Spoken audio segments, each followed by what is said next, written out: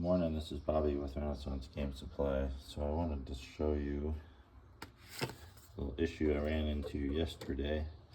So when you leave your machine on unattended, like I did, and then I went to work, you can run the risk of potentially damaging your equipment. For example, the robot arm got stuck on this yesterday, kind of broke this, which to me, not that big a deal. I planned on upgrading these front feeders anyway. So, not that big a deal. But what it was kind of a big deal was, in the process, it also broke the stop switch. And what I mean by that is, there it is in my hand. So, I'm going to take this one and then put it over here, because it gets way more use over here than it does over there, and it's less likely to break. And I'm going to resolder this one onto this, install it over here, get this machine back up and running this morning, and then I'm gonna sit down at the PC and start doing another video. It looks like my shoe boxes got in, so anyway, I'll take the time and make this necessary repair, and I'll be right back. All right, I'm back. So since that tab got broke off, or that sorting arm, or whatever you want to call it, the top card tower, I wanted to show you how that got snapped off. So right here along the edge is some chew marks, some grindings, right here in this aluminum rail. That was caused by this little robotic arm right here, where it goes up and down, and it just starts binding and whatnot. Now, I'm going to show you here what I'm talking about. If I can get it off my screwdriver. Alright, so we have a little arm that comes down. This was passing through like this, and it had a nut on the back side, and that's what was keeping it secure and going up and down and all that. And then you had this piece down here that was tied in, and that's what shakes the cards off and does a slight bend on the card to push any excess cards off of it. So it's a pretty neat little feature. Absolutely like that feature. However, what I did not like was when this is on, and it goes on a certain way. It is, I believe it is keyed. Maybe it's not keyed. All right, but it has a spot that's flat on that motor where this set screw would set against. So anyway, what I want to show you here is this. With this length of a screw passing through that, let's see here. So there you go. That's a metric screw, because I mean, again, this machine's made in Italy. So I just tapped that to a number 6 SAE American. So look how long that is. So when this arm is out like that, and what you're looking for is you want to make sure you have clearance past the head of that screw, because you put it too close, it's just going to bind there. You put it too far out, now you've made the throw of this and the nut so wide that it's going to hit on this arm. So what you want to do is you want to shorten it up. So you see how much longer that screw is? You don't need all that excess. And I tapped this and I threaded it so I could make that screw shorter and countersunk. So as you can see, let me focus here, it is now countersunk, it is now threaded. And what I was able to do is I used this bit right here. It's a drill tap countersunk, and it's an S32. That's the size of it. And you can get these at Home Depot, Lowe's, or wherever, but that's pretty much what it is. And as you can see, I still got the aluminum on there. So I'm going to find the correct size screw, shorten it up. I'm gonna get this thing all put back together here and get it on there, and we're gonna show you this thing in action. Okay, so I'm back with a number 6 countersunk screw, and so now you can kind of see that the head of that screw still sticks off the surface of that metal quite a bit. So I'm gonna see if I can countersunk that a little bit bigger to see if I can get that head to recess in there, because what I'm looking for is I'm looking for a flushed finish and threaded. So it's in there pretty tight, which is exactly what I want, but I'm not really satisfied with it just yet, because I don't want this is an arm that's gonna be going up and down all the time, and you don't want something in the way to interfere with that action. And that is why you're gonna get these issues. It's gonna break stuff. It's not designed to sense for stuff like this. So we're gonna go put this in the vise real quick, and we're gonna finish countersunking this.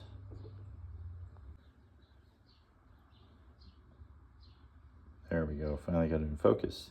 So my screw is a little too long, so I just took a pair of wire strippers, or you can use Klein 9-inch pliers or something, just anything to kind of cut that down. And we're gonna make that really short. But earlier in my video, I was talking about how you can countersunk this side. You can if you want to, if you plan to put a bolt on the back side to hold that up. On this one here, this morning, I'm just going to attach it to the face, so you don't necessarily have to have a countersunk on the face of that, because this kind of covers it anyway. But I'm just going to do a quick attachment until I can get to the store later and actually go get like a little nut for this number 6 screw, and then I'm actually going to put a slightly longer one in, just so I can put this on the back side instead of the front side, because like right now it's just kind of curved outward a little bit to get it. It'll work fine for what I'm doing, but here you go. That's what I'm talking about. See how it's curved? That could potentially damage it down the road, break that. See how its more natural position is kind of like right here. So you could bring it to the back side a little bit too. So when it goes up and down, it's a little better. But what I might end up doing in the long run is probably just take out one of these spacers down here. That way this is straighter, and then I'll probably end up just shortening the screw and then twist it back in. Because you don't really want any kind of awkward stress on that in the long run.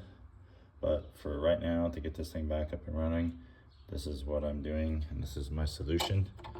So I'm just gonna make mine look like this, and with a short screw, and we're gonna get this going again. There we are, it's all on again. As you can see, it's got a severe angle, and I really don't like that. So that's why I'm gonna fix it here in a little while. But I'm gonna try one pass with it as is, just because I need it to kind of run here. We're just waiting for it to boot up here. And then we're gonna send a command to it.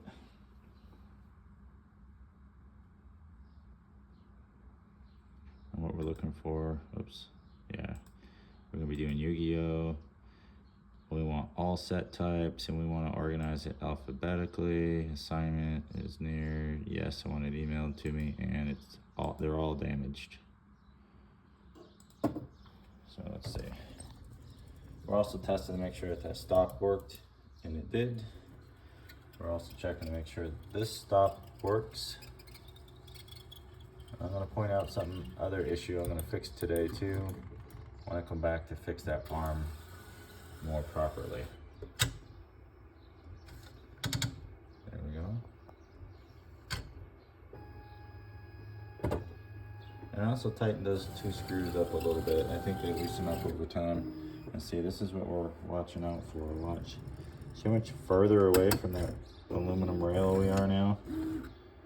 That is way better. Now it has far less of a chance to hit. But as you can see, the reason why I want that on the back side of this is so that it gives you even more room to clear. Oh, we just dropped a card. Now what it's doing right now is detecting the height of the pile. And look how close that is. That is so close, and that is what's going to cause it to bind up and break parts in your machine. So you want as much clearance as possible, and that is not a lot. In fact, I don't even like the fact that this motor sting sticks out that much. I really wish the box was built a little bit deeper and that the robot would stop. I mean, that is so close. That's just begging for issues. But I'm gonna fix that.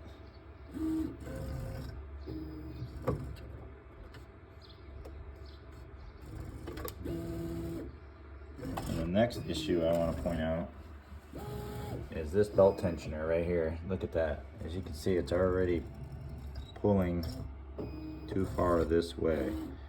And they've got a hole right there. What should be done is a screw go all the way through to front to back. Here we go. That way that's more sturdy and you can get it anchored down better. So as you can see, it's just pulling so much, it's prematurely eating the shit out of that belt. So we're gonna fix that today too. As soon as I get motivated to go to the hardware store, I'll be taking a measurement of this to know how long of a screw I need to get. And then I'm gonna fix this, because I still don't like that. But for now, it will work. It's a lot more clearance than it was. And I know it's not gonna hit, but it needs, I want it to be a little more perfect. So here in a minute, we're gonna turn this off. I'm just kind of babysitting it for the time being. Oh, I see that the vacuum could possibly be too strong, or maybe I need to adjust that shaker arm, because I'm noticing cards are falling off the back here. Yeah, okay, so I might have tightened that a little too tight right there, because as you can see, it's not even bending the card.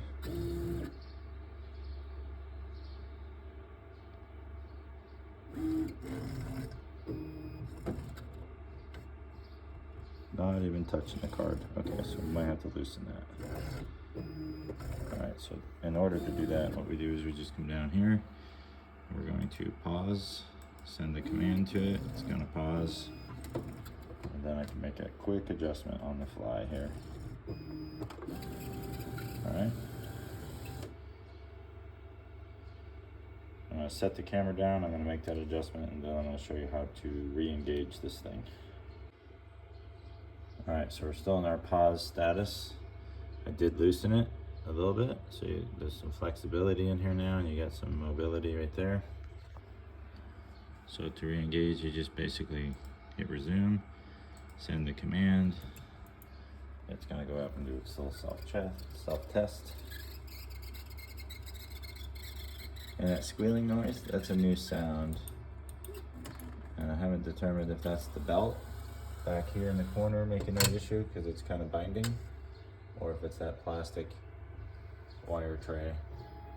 And if so, I might get in there and just like a little dab of oil, kind of like where you can see these things actually have its motion. And I might just touch that up with like a little brush or something, like a little teeny tiny like little painting brush to kind of just get in there and oil those little spots up. So what it's doing right now is it's measuring the height of each of the piles to just see if anything has changed. Like if you want to reload your tray, you could probably do it during that pause status. And now it's going to take its picture.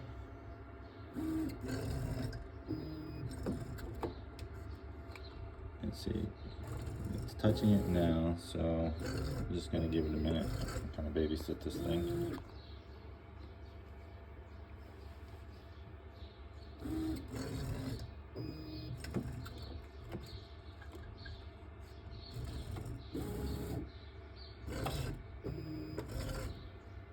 So what I want it to do is pick up one card only.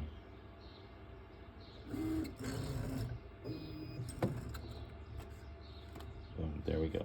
Alright, so that is doing that more accurately than it was before. So definitely don't tighten those two screws. Leave it just a little slack.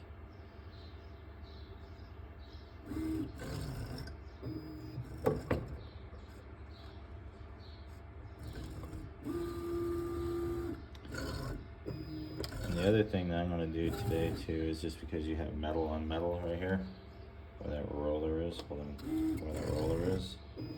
I'm gonna get in here and I'm gonna start with the top and kind of work my way about halfway down. And what I'm gonna do is get a little bit of like oil, maybe a little gun oil or something like that. And I'm going to just kind of lightly go in between the slots with like a little painter's brush. And what I want that wheel to do is I want it to pick up some of the oil from the top, and I want it to carry itself down to the bottom. But I don't want so much oil on the bottom that it drips onto the cards. So that's why I'm only going to do the top and let the wheel kind of work itself down. Because right now I can tell that that's getting a little bit of surface rust on there. It's starting to get dark, and it's because it needs a little bit of oil.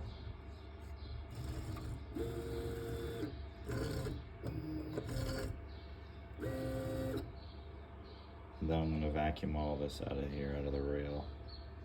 There's a lot of debris laying there.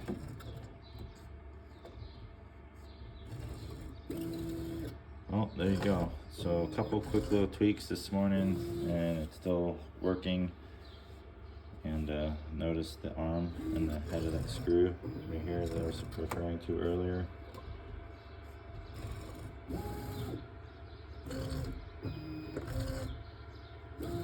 Looks like it's got plenty of clearance. And this is why I pay attention to all these teeny tiny little motions of this arm. It's like it does so much, and it's a great little machine. I love it. I mean, it really is nice. It's just these little teeny tiny movements that it does repetitively can over time cause damage if you're not watching it.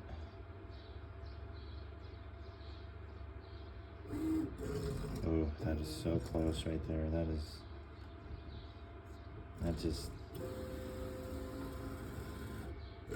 makes me cringe just a little bit. And see like how that stacks sideways? This is what starts the issues with the robot. So this is why you kind of want to babysit it a little bit. Maybe have it run in the background in the same room you're in. Listen to the sounds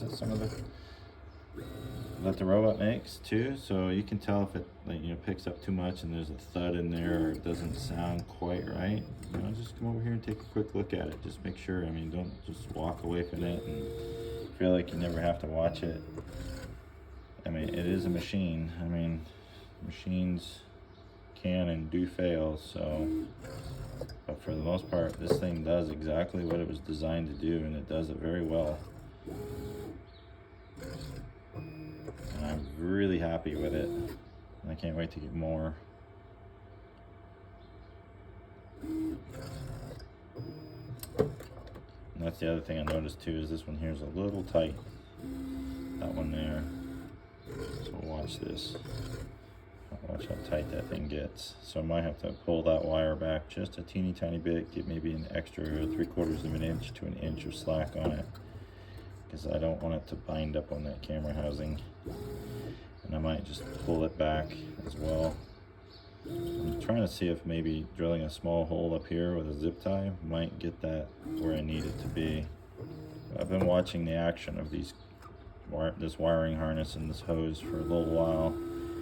And initially, when I first got the machine, it was zip tied, and it was so tight that it was actually pulling this connector out of the housing of that motor, and that's what kept cutting it off. It would only sort for like 5 minutes, 10 minutes, and it would stop. It wasn't the internet or anything. Oh, look at that. Yeah, don't put your hand in moving parts. So this is the problem. Oops, jeez, I did it again. That's the problem you're gonna have with that tab being broken, that tower, is you're gonna start having the overlay of 2 stacks. So probably not the wisest idea to load that into the feeder, but I wanted to see if it was gonna do that, and it did. And as you can see, it came up and did this again. And why is it? It's really organizing rather weird. I mean, it's not even organizing alphabetically like I set it to do. So I'm gonna go ahead and stop it, because that's not the setting I want it to do. Alright, so it's uploading the results, which means we've stopped it. It always does the machine calibration towards the end, which is good. And it goes back to its home position. Now, the other thing I don't like is watch that. Oh, jeez. That one right there, I'm probably gonna end up replacing all these pockets because I don't like the side to side and the bottom to top organized holders. They make corner ones that kind of come here and hold in the corner, and you can get them 3D printed. I think the STL file is out there online, and if you got a 3D printer, you can make it yourself. But that I'm going to upgrade to that very soon because I can't stand these. It's right in the way. I mean, there's such a potential to just tear this stuff right off the side of the arm down there, and I don't like it. And the other thing I don't like about it is it has the ability to go sideways and move and just snap these off. And with them being in the corner, instead, it allows the robot to move freely through the side if it's not operating properly, and it won't cause damage like it did earlier and break these stoppers off. So now that the machine is kind of doing what I want it to do on a more consistent basis, I think I'm going to spend the money here this weekend, and I'm going to get the corner position feeder tray for this instead. And if I like it, I'm going to replace every one of these with that. So I mean, you're talking 30, 60, 90, 120, $150 upgrade. And I think over the course of the life of this robot, that $150 upgrade, it'll pay for itself in a single day. I mean, this is so hard. I mean, that's not even organized. I don't know what it was doing. So that was probably on me. Again, I'm gonna get that out of that pocket since it's now broke. Whoops. Hold on here. It sucks. In fact, what I might do is I might take this one off and stick it over here. So I'm gonna turn the camera off. I'm gonna flip that. I'm gonna see if I can make this work because I absolutely need those first two feeders. I don't really necessarily need this sixth one. So we'll be right back. All right, so I did want to kind of point this out. There are two varying sizes of these, and I forgot I had a spare bag of parts. As you can see, I've actually got the card towers right there, so I don't actually have to take the one off here.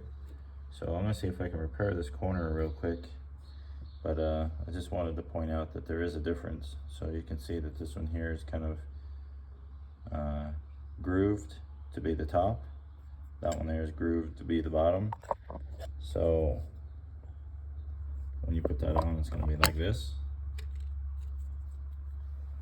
That's really tiny. I mean, it kind of looks large here in my hand, but it's not really. I mean, it kind of looks small. So the other thing I'd like to do is I'm gonna set the phone down. I'm just gonna try a card in it here real quick. Okay, all right, we got plenty of room. All right, so I'm gonna go ahead and get this thing attached. And you want the longer of the two pieces to be your top and bottom of your card. And then the one that's not very wide is gonna be your width of the card. So I can tell that the previous owner must have had issues with this as well, doing the same thing, because I have more top parts. What I mean is I have the longer pieces. I have probably two more of those over there, and I don't have any more of the width piece. So they must have broken off some towers themselves at some point and replaced them. Here we go, we're almost done. But I'm gonna leave one off. I think it's gonna work just fine, because that's gonna act. What I mean by one off, I'm not gonna replace this piece. I don't have the piece anyway, but this is gonna act as a side the card here, watch. Oops, I need to put the bottom. Always gotta put those end cards here at the bottom. There's another one. Let's get this loaded. I don't know why it's sorting so strangely. It should be sorting alphabetically, and maybe it doesn't have a whole lot of Yu-Gi-Oh support or something. I don't know, but we're gonna try it. We're gonna try it again. I'm not gonna give up. Okay, so it's all loaded, it's all repaired, and it's tweaked. So it should run the way I want it to. Let's go ahead and go back to organize, set to Yu-Gi-Oh. There's no rule file. It's all, whoops, sorry, jeez. Set to Yu-Gi-Oh, we're on organize, no rule file, set to all for all set types. And maybe what I need to do is organize it alphabetically. I'm gonna try fixed for the assignment just because that's the only thing different that I did last time. And then we wanna get an email result only because A, it lets me know when the machine is done, and B, I can kind of quickly skim through and figure out what some hidden value in here. So it's damaged, send the command. It's gonna do its self-test and calibrating.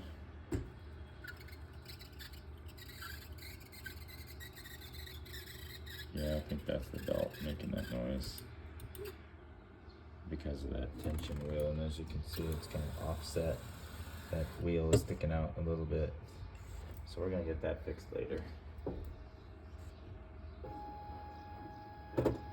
That's your vacuum pump.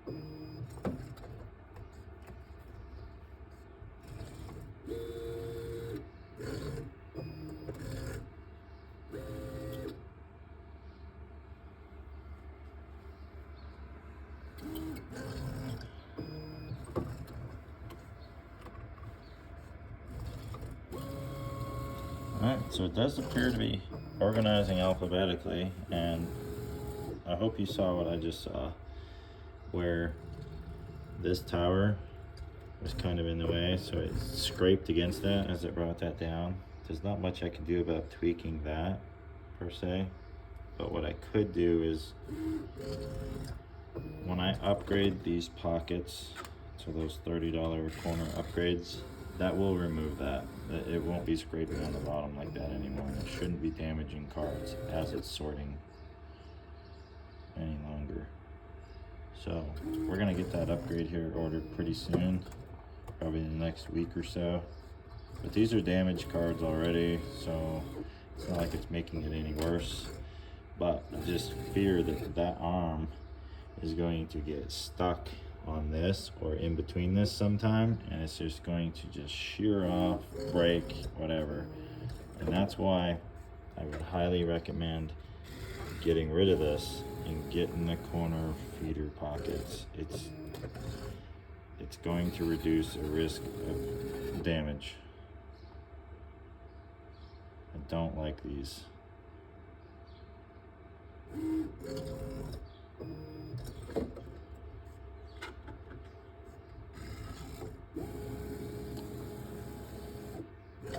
All right, I think what I'm gonna do is go grab my tripod and I'm gonna set it up right here. I'm gonna put my GoPro on at maybe at like this height or something, maybe with a wider angle. And what I want to do is I'm going to record this thing. And I'd like to record an entire card sort and get it posted online, and see if you guys like watching that kind of content or something like that. And basically, so you can just kind of see how this thing operates from the beginning to the end, and you can make your own opinion about whether you want one or not. But I'm gonna tell you right now, I love it. I mean, even with these like little fix this, fix that little tweak, and don't really like this and this part about it, it's like these are the little things you can fix. And I love that I can have a machine like this that I can make those fixes. I like tinkering, I like tweaking things, so it doesn't bother me at all. But if you like stuff to work straight out of a box, yeah, this is probably not going to be the solution for you. That is still way too close. All right, so we're going to turn it off, get this thing set up. We're going to run it again.